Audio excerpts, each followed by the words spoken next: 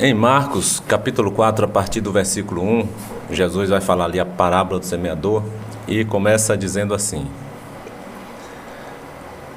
Voltou Jesus a ensinar à beira-mar e reuniu-se uma numerosa multidão a ele, de modo que entrou num barco, onde se assentou, afastando-se da praia, e todo o povo estava à beira-mar na praia.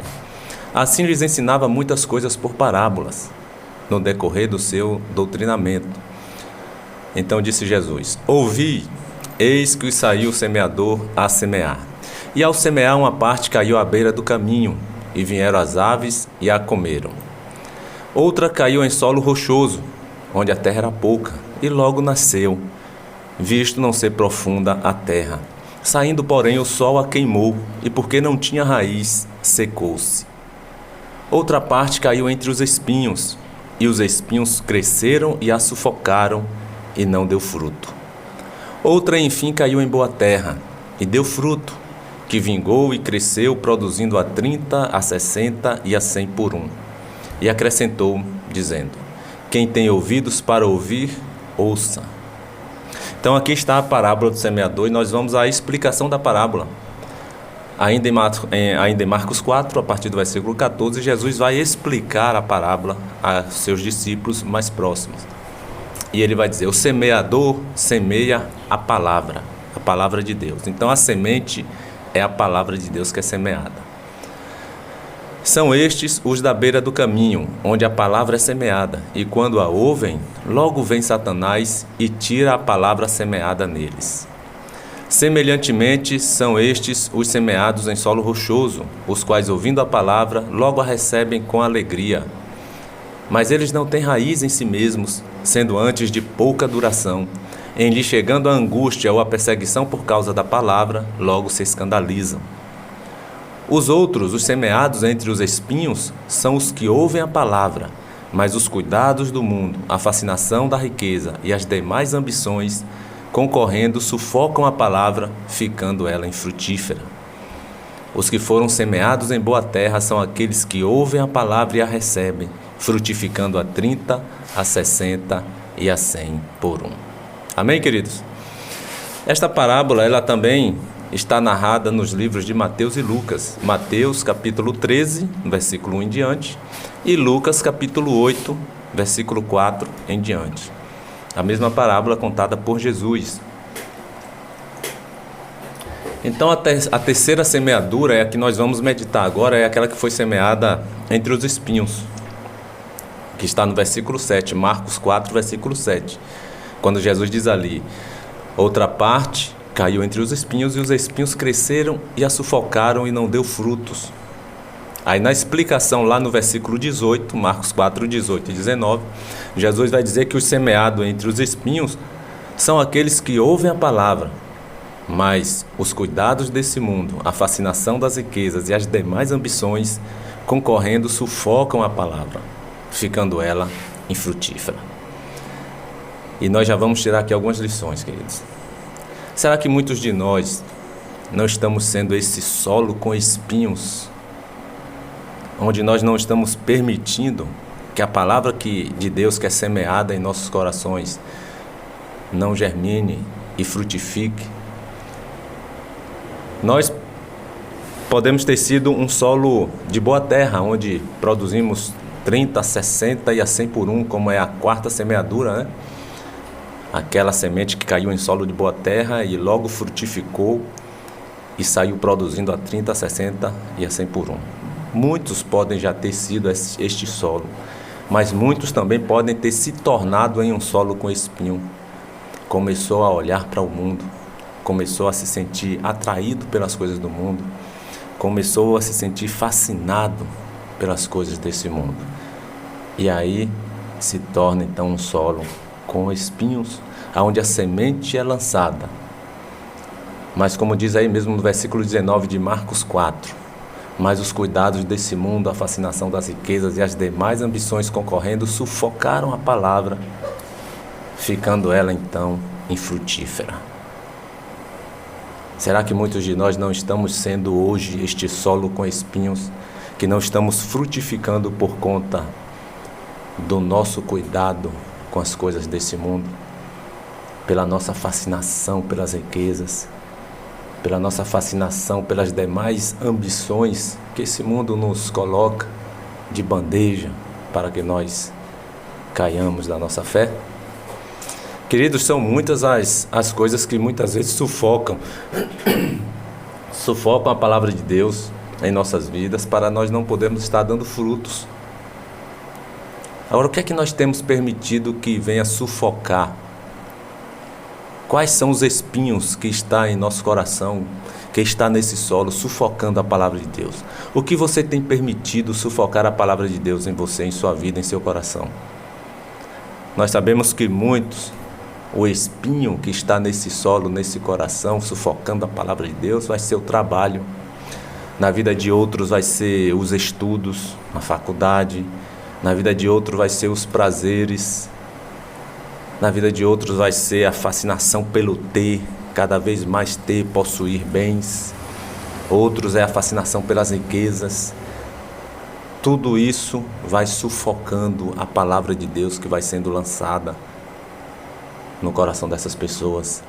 E estas coisas muitas vezes não lhes deixam ter tempo para frutificar no reino de Deus. Seja o trabalho, seja os estudos, seja os prazeres dessa vida, seja a fascinação pelo ter, pelas riquezas. Se nós não vigiarmos, meu irmão, nós vamos estar nos tornando a cada dia este solo cheio de espinhos, que a semente foi lançada, mas não frutificou. Ela não brotou, ela não deu frutos. Por quê? Porque os espinhos a sufocaram. E Jesus é claro demais aqui no versículo 18 e 19, em Marcos 4, versículo 18 e 19, quando ele vai explicar o que são esses espinhos, né?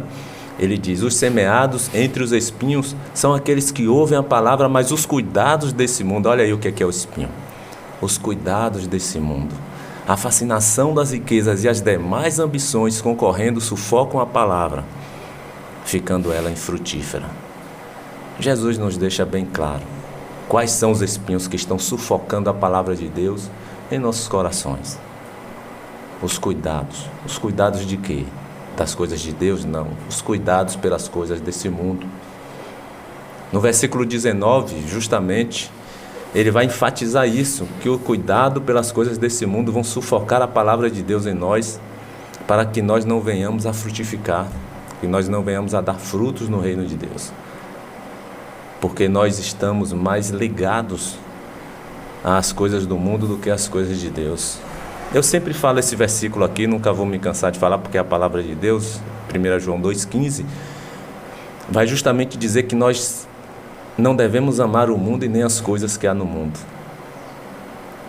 E quando você começa a amar as coisas que há no mundo, amar o mundo e as coisas que há no mundo, você pode ter certeza que o seu coração está cheio de espinhos, sufocando a palavra de Deus. E a palavra está dizendo em 1 João 2,15, não ameis o mundo e nem as coisas que há no mundo. Sabe por quê? O versículo continua dizendo: porque se alguém amar o mundo, o amor de Deus, o amor do Pai, não estará na vida desta pessoa. Nós precisamos ser o quarto solo, meu irmão. O quarto solo, onde a semente foi lançada, o solo de boa terra, e ali ela pôde produzir a 30, a 60 e a 100 por um. Que tipo de solo você está sendo? O solo com espinhos, cheio de espinhos, que até recebe a palavra de bom grado, mas ela não frutifica, ela não produz frutos, porque você está muito conectado a esse mundo, muito conectado às coisas desse mundo. Ou você está sendo o solo de boa terra, onde esteja produzindo ali 30, 60 e a 100 por um. Queridos, o fato é que cada um de nós, como servos de Deus, todos têm Deus, né? Quem é que vai dizer que não tem Deus?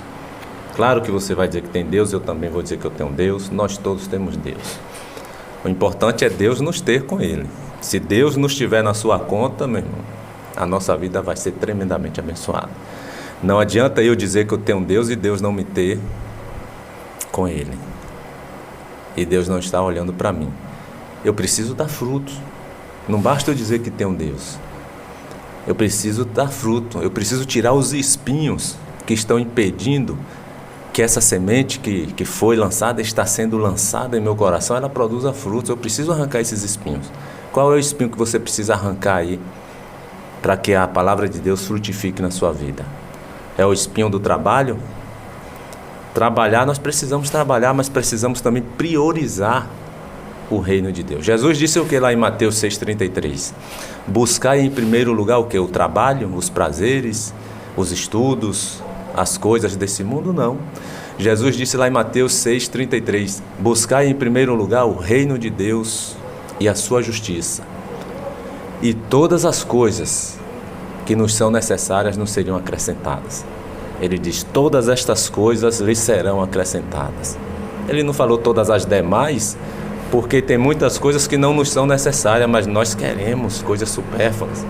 Mas Deus nos dá o que é necessário. Deus nos dá, na verdade, até mais do que é necessário. Mas já ali o contexto está falando de comida, roupa e bebida, água para beber. Aí Jesus diz: vocês querem água para beber? Querem comida para comer e roupa para se vestirem?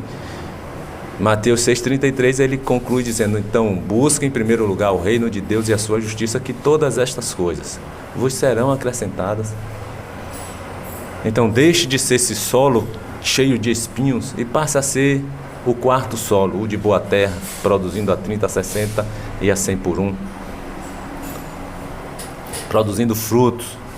Todo servo de Deus tem que produzir frutos. Não adianta dizer que é de Deus. Deus tem que nos ter também na sua conta. Vamos dizer aqui o que é dar frutos. É uma exigência do Criador, é uma exigência de Jesus. João 15, versículo 1, justamente Jesus vai dizer: eu sou a videira verdadeira, o meu pai é o agricultor. Olha só, Deus é o agricultor, né? Compara aqui o planeta Terra com uma grande lavoura, uma terra onde tem plantações. Deus é o agricultor. Jesus diz: eu sou a videira verdadeira. Versículo 2 em diante, João 15, versículo 2 em diante, ele vai dizer: todo ramo, que no caso é eu e você, e Jesus diz: todo ramo que estando em mim não der fruto, ele o corta, e todo que dá fruto, ele o limpa, para que produza mais fruto ainda. Olha só, todo ramo que estiver ligado na videira, que é Jesus, esse tem que produzir fruto. Se não produzir fruto, Deus vem e o corta da videira. Não tem mais parte com a videira. Se você é um cristão, um servo de Deus, diz que é de Deus, diz que tem Jesus, mas não produz frutos, não adianta. O próprio Jesus está dizendo aqui que Deus vem e vem cortá-lo da videira. Você não vai ter parte com Jesus no reino vindouro, na eternidade. Versículo 2 ele diz aqui, todo ramo que estando em mim não der fruto, ele vem e o corta. Quem é ele? O agricultor, que é o Pai, que é Deus. Ele vem e o corta. Mas todo aquele que dá fruto, ele limpa, ele faz a podagem, ele tira as arestas, para que produza mais fruto ainda. Meu irmão, temos que dar frutos. Aquele que serve a Deus tem que dar fruto. Não pode ser um servo de braços cruzados. Agora, o que é dar fruto? Você pode estar até se perguntando aí, ou me perguntando: o que é dar fruto? O que é dar frutos? Eu vou fazer um resumo, que é justamente viver de forma que Deus seja sempre glorificado na sua vida, nas nossas vidas. Através de quê? Através da nossa maneira de viver. Isso é dar frutos. É as pessoas verem em mim e em você a presença de Deus. É quando as pessoas começam a glorificar a Deus pela sua vida, pelas suas atitudes, pelo que você faz e até mesmo pelo que você deixa de fazer por amor ao Evangelho, para não escandalizar a palavra de Deus. Então, dar frutos, meu irmão, é de viver de forma que Deus venha a ser sempre glorificado nas nossas vidas, em toda a nossa maneira de viver, no nosso procedimento, na nossa maneira de falar, no nosso pensar. O que é que você anda pensando? Glorifica a Deus? O que é que você anda falando entre as pessoas? Qual o seu linguajar? Qual o seu papo? Qual a sua conversa? É uma conversa que não envergonha o Evangelho, mas glorifica a Deus? O seu procedimento tem glorificado a Deus? O seu tratar as outras pessoas tem glorificado a Deus? Então tudo deve ser feito com essa preocupação, para glorificar o nome do Senhor. Você está fazendo a obra. Lá em 1 Coríntios 10, 31, vai justamente dizer assim: portanto, quer comais, quer bebais ou façais outra coisa qualquer, fazei tudo para a glória de Deus. Palavra de Deus que está dizendo. 1 Coríntios 10, 31.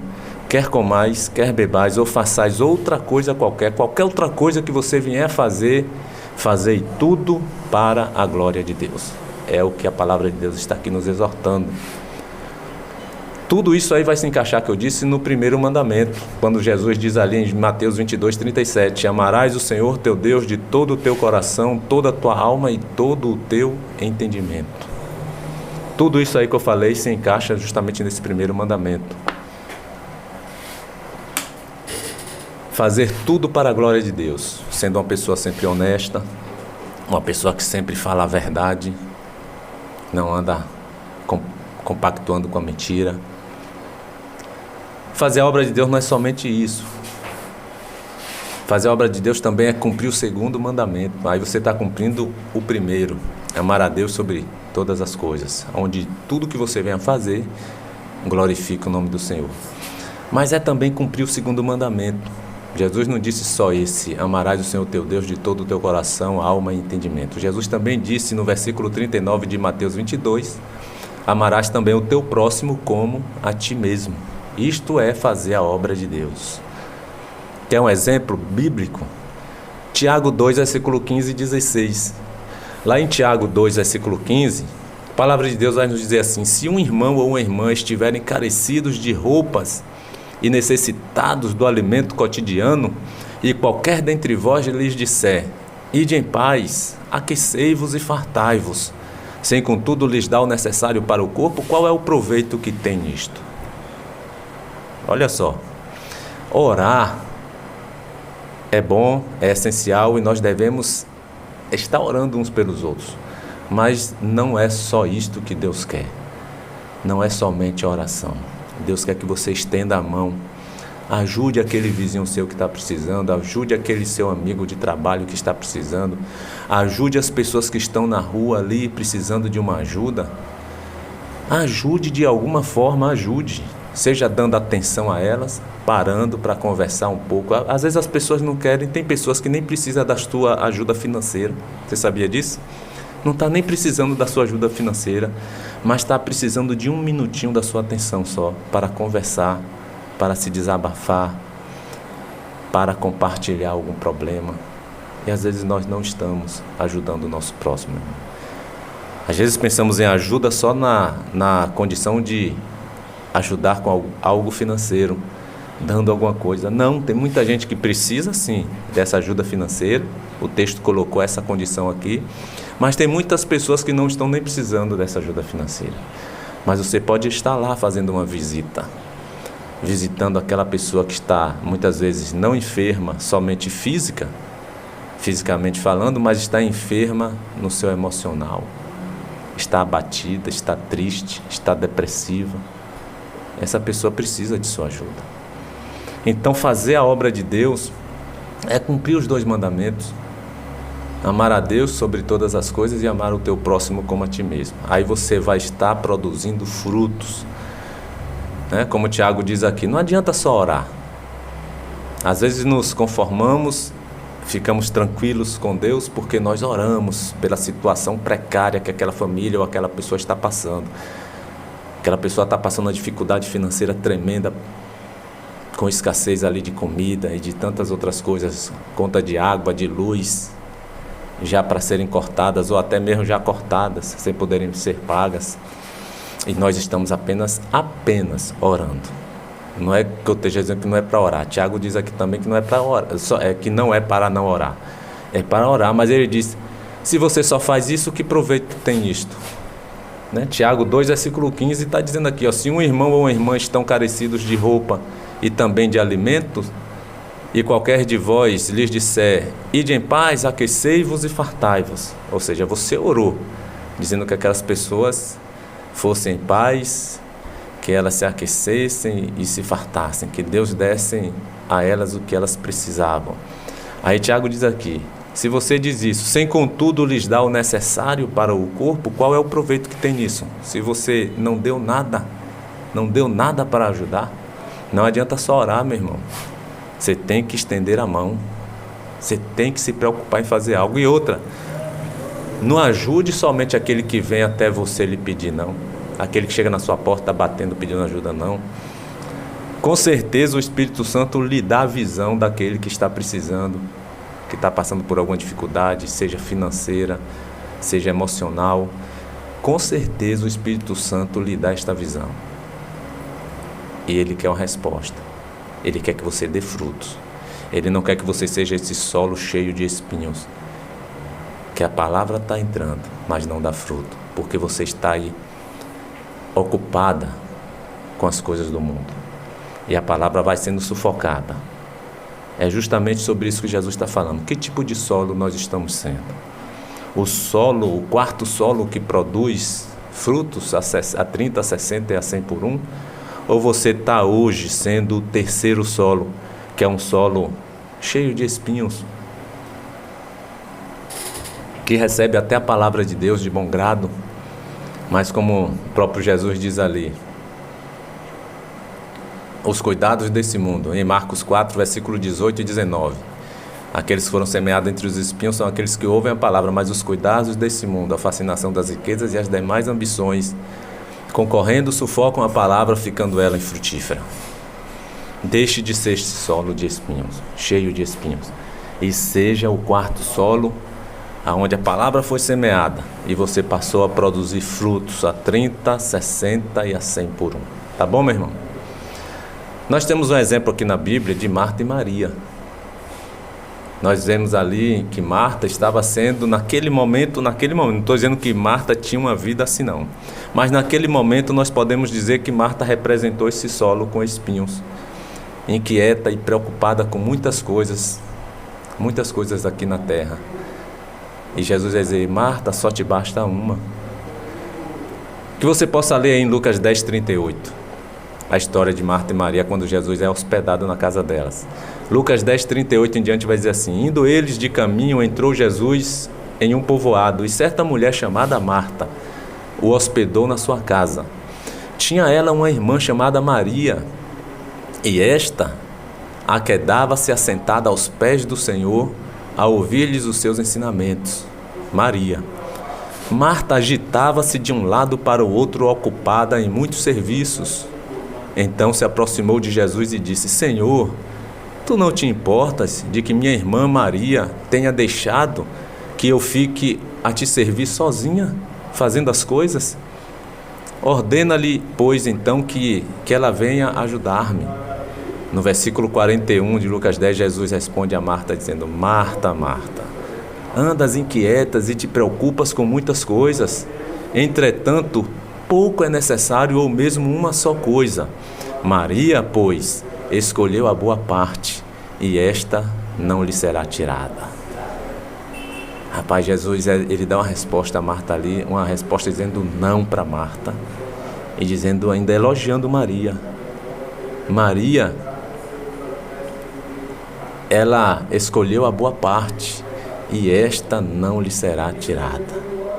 Mas a resposta que ele dá para Marta, no versículo 41, diz: Marta, tu andas inquietas e te preocupas com muitas coisas. Entretanto, pouco é necessário, ou mesmo uma só coisa, que era priorizar estar com o Senhor, que era priorizar ouvir os ensinamentos de Jesus.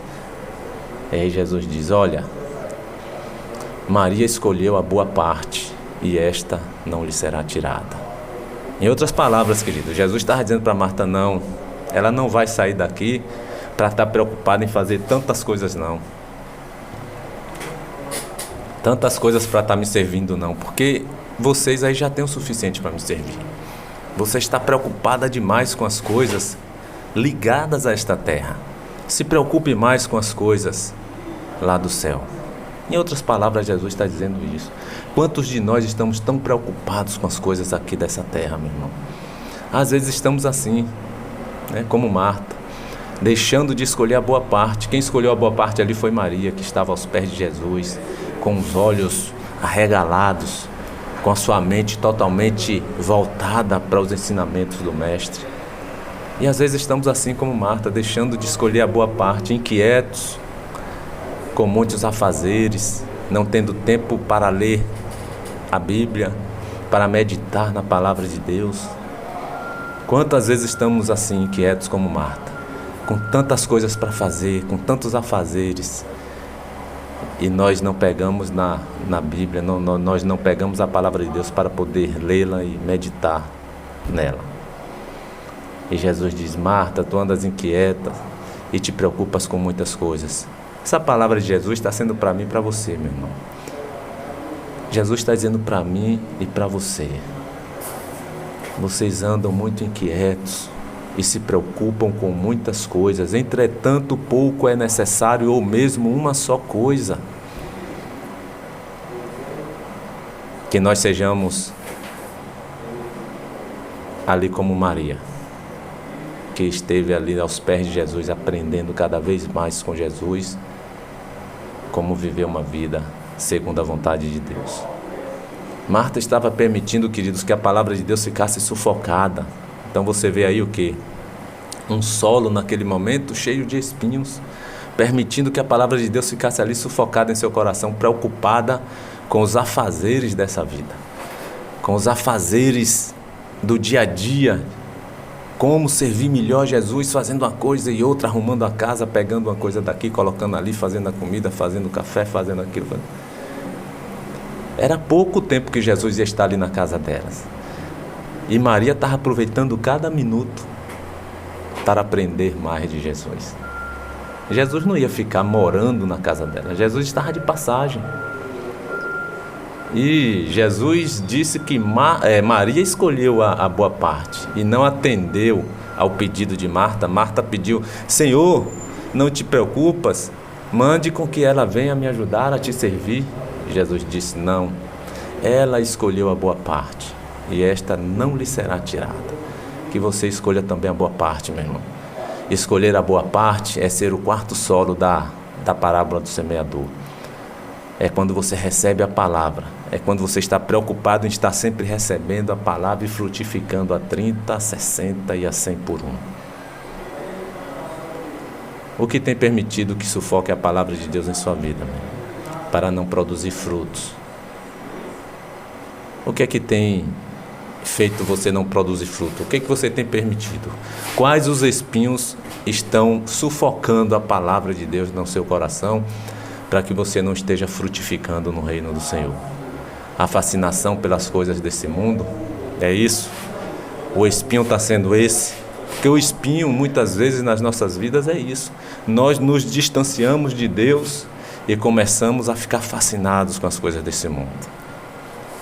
Pelas riquezas, pelos prazeres, pelo ter, outros pelo trabalho. Trabalham tanto que não tem tempo para fazer a obra de Deus, que não tem tempo para frutificar. Aí Jesus vai dizer lá em Mateus 16, 26: que aproveitará o homem ganhar o mundo inteiro e perder a sua alma? Responda isso aí. Responda isso para Jesus.